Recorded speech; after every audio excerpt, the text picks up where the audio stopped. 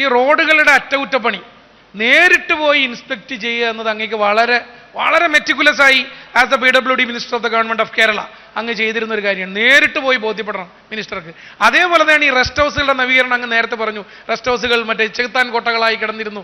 അതെല്ലാം ഓരോ റെസ്റ്റ് ഹൗസുകളും. അപ്പോൾ ഒരു അടക്കം പറച്ചിൽ ഇങ്ങനെ കേട്ടിരുന്നു, മിനിസ്റ്റർക്ക് ഇതാണോ പണി? എല്ലാ ദിവസവും രാവിലെ റോഡ് ഇറങ്ങി നോക്കല, റെസ്റ്റ് ഹൗസിന്റെ ബാക്കിൽ പോയിട്ട് ടോയ്ലറ്റ് നോക്കലാണോ മിനിസ്റ്ററുടെ ജോലി എന്നൊക്കെ ചോദിച്ചിരുന്നു. പക്ഷേ ഈ കൺവെൻഷണൽ രീതികൾ പൊളിച്ചെഴുതിയേ പറ്റൂ. നമ്മുടെ നാട് നന്നാവണമെങ്കിൽ, നമ്മുടെ ഭരണ നിർവഹണം നന്നാവണമെങ്കിൽ കൺവെൻഷണൽ രീതികൾ പൊളിച്ചെഴുതിയേ പറ്റൂ എന്ന ഒരു തീരുമാനം അങ്ങ് മനസ്സിലെടുത്തിരുന്നു.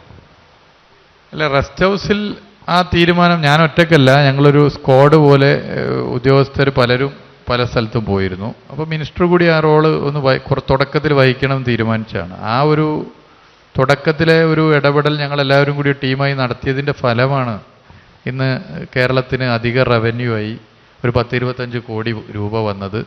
ലക്ഷക്കണക്കിന് മനുഷ്യർക്ക് ധൈര്യത്തിൽ റെസ്റ്റ് ഹൗസിൽ റൂം ബുക്ക് ചെയ്യാൻ പറ്റും. നേരത്തെ ഇപ്പോൾ ഇവിടെ ഇരിക്കുന്ന നമുക്ക് പെട്ടെന്ന് തൃശ്ശൂർ ഒരു കല്യാണത്തിന് പോകണം, അടുത്ത ആഴ്ചയാണ് കല്യാണം. അവിടെ PWD റെസ്റ്റ് ഹൗസ് ഉണ്ട്, ഇത്ര 600 റുപ്യക്ക് റൂമുണ്ട്. പക്ഷെ ബുക്ക് ചെയ്യുക എങ്ങനെയാണ് അറിയില്ല. ഇനി അറിഞ്ഞാൽ തന്നെ പറ്റുമോ? ഇവിടെയുള്ള ഒരാൾക്ക് തിരുവനന്തപുരത്തെ കെട്ടിട വിഭാഗം എക്സിക്യൂട്ടീവ് എഞ്ചിനീയർക്ക് ഒരു അപേക്ഷ കൊടുക്കണം. അത് ഹെഡ്ക്വാർട്ടേഴ്സ് പോയി തിരിച്ചു വന്ന് തൃശ്ശൂർ പോയി തിരിച്ചു വന്ന് അപ്പതിനും കല്യാണം കഴിഞ്ഞ് ഓരോരോ വഴിക്ക് പോയിട്ടുണ്ട്. അതൊന്ന് മാറി ഇന്ന് ഓൺലൈൻ ബുക്കിംഗ് ആരംഭിച്ചു. റെസ്റ്റ് ഹൗസ് വൃത്തിയായി പലപ്പോഴും സൂക്ഷിക്കാൻ ശ്രമിക്കുന്നു.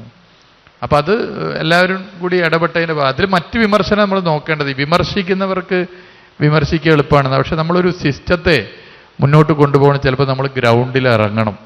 അത് ഗ്രൗണ്ടിൽ ഇറങ്ങിയാൽ തന്നെ പറ്റൂ. ഇപ്പോൾ അത് ചിലപ്പോൾ തുടക്കത്തിൽ അത് ചെയ്യേണ്ടി വരും, പിന്നീട് അത് റൂട്ടിലായി കഴിഞ്ഞാൽ നമ്മൾ അത്രത്തോളം ചെയ്യണമെന്നില്ല. അപ്പോൾ തുടക്കത്തിൽ അത് ചെയ്യേണ്ടി വരും. അത് തുടക്കത്തിൽ ചെയ്തതിൻ്റെ ഗുണം ഇപ്പൊ അനുഭവിക്കുന്നുണ്ട് എന്നുള്ളതാണ് ഞാൻ കരുതുന്നത്. അതിപ്പോഴും ഉണ്ട്. ആ ബോർഡിന്റെ ഗുണം യഥാർത്ഥത്തിൽ ഇനി ഒരു കാലത്തെ ബോർഡ് മാറ്റാനാകില്ല. ഒരു പുതിയ റോഡ് വന്നാൽ ഇത്ര കാലം പരിപാലന കാലാവധി. ആ റോഡിന് എന്ത് കുഴപ്പമുണ്ടെങ്കിലും 3 കൊല്ലം ആ കുഴപ്പം മുഴുവൻ കരാറുകാരൻ്റെ ഉത്തരവാദിത്തമാണ്. പ്രവൃത്തി നടത്തുമ്പോൾ ഒരു ഫിക്സഡ് ഡിപ്പോസിറ്റ് അടക്കുന്നുണ്ട്. അത് തിരിച്ചെടുക്കുന്നത് ഈ പരിപാലന കാലാവധി കഴിഞ്ഞ് 45 ദിവസം കഴിഞ്ഞിട്ടാണ്. ഇത് ജനങ്ങൾക്ക് അറിയില്ല. ഞാൻ മന്ത്രിയായിട്ടാണ് ഞാനത് മനസ്സിലാക്കിയത്. അപ്പോൾ അവിടെ പച്ച ബോർഡ് വന്നു.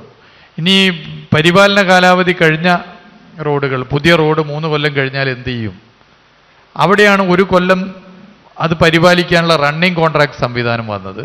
ആ 1 കൊല്ലത്തേക്ക് ആ റോഡിൻ്റെ പരിപാലനം ഇന്ന കരാറുകാരൻ്റെ പേര്, ഫോൺ നമ്പർ, ഉദ്യോഗസ്ഥൻ്റെ ഫോൺ നമ്പർ, ജനങ്ങൾ കാഴ്ചക്കാരില്ല, കാവൽക്കാരാണ് ടോൾ ഫ്രീ നമ്പർ.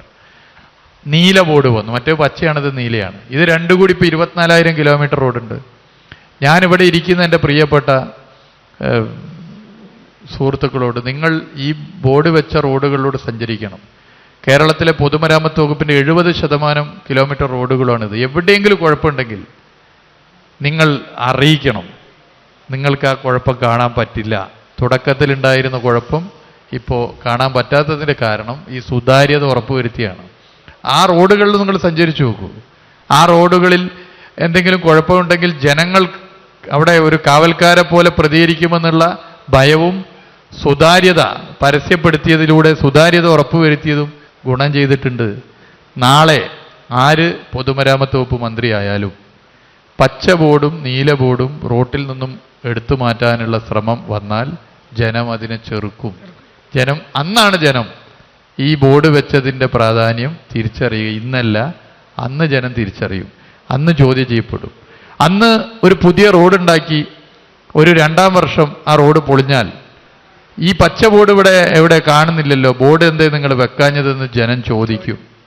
അല്ലെങ്കിൽ ഒരു പരിപാലന കാലാവധി കഴിഞ്ഞ റോഡിൻ്റെ കുണ്ടും കുഴിയും കണ്ടാൽ ഇത് ആർക്കാണ് റണ്ണിങ് കോൺട്രാക്ടിന് കൊടുത്തത്, ഇത് എന്തുകൊണ്ട് ഞങ്ങളെ അറിയിച്ചില്ല എന്ന് ജനം ചോദിക്കും. അതിലേക്ക് ഇതിനെ മാറ്റാൻ പറ്റി. ഇതൊരു 5 കൊല്ലത്തേക്കുള്ള പ്രക്രിയയല്ല.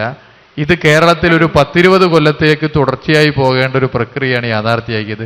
ഇത് ഇന്ന് ജനങ്ങൾ എത്രത്തോളം തിരിച്ചറിയുമെന്ന് പറയാൻ വേണ്ടി പറ്റില്ല. ഇന്ന് മാധ്യമങ്ങൾ എത്രത്തോളം ഇത് റിപ്പോർട്ട് ചെയ്യുമെന്ന് പറയാൻ വേണ്ടി പറ്റില്ല. പക്ഷെ നാളെ ഇതിനെ അവഗണിക്കാൻ പറ്റില്ല.